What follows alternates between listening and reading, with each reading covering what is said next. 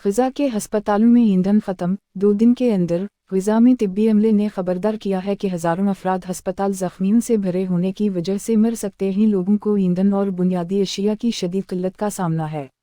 फराहमी अस्पतालों में जनरेटर ख़त्म होने का ख़दशा। अक़वाम मुत्तहिदा के मुताबिक 2 दिन के अंदर ईंधन। जनूबी शहर खान में वाक़े नासिर हस्पताल में यूनुस इंतहाई निगहदाश्त के कमरे खिच्चाखच भरे हुए हैं। ज़ख्मी मरीज़, जिनमें ज़्यादातर बच्चे शामिल हैं, 3 साल की उम्र। धमाके में सैकड़ों अफराद शदीद ज़ख्मी हस्पताल आए हैं। जहां ईंधन है, तवक्को है कि पैर तक ख़त्म हो जाएगा। कंसल्टेंट डॉक्टर मोहम्मद कंदील, अगर ईंधन ख़त्म हो जाए तो इसका मतलब पूरी सेहत है, निज़ाम को बंद कर दिया जाएगा। हम एक और तबाही के बारे में बात कर रहे हैं, एक और जंगी जुर्म, एक तारीख़ी अलमिया। इजाफ़ा, इन तमाम मरीज़ों की मौत का ख़तरा है। बिजली काट दी गई है। डॉक्टर हुसाम अब्बू सफ़ी, पेडियाट्रिक्स के सरबराह, शुमाली ग़ज़ा में कमाल अदून हस्पताल पिटी। इसराइल के बावजूद खाली नहीं हुआ अहकामात।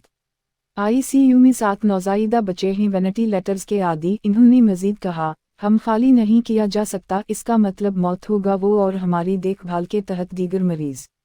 ज़ख्मी मरीज़ कटे हुए मरीज़ों के साथ आते रहते हैं। आज़ा, शदीद जलन और दीगर जानलेवा। डॉक्टर ने कहा कि चोटें, जिसे इन्होंने इस तरह बयान किया, खौफनाक। एक अंदाजे के मुताबिक 35,000 अफराद फंसे हुए हैं। ग़ज़ा शहर का मरकज़ी हस्पताल शफा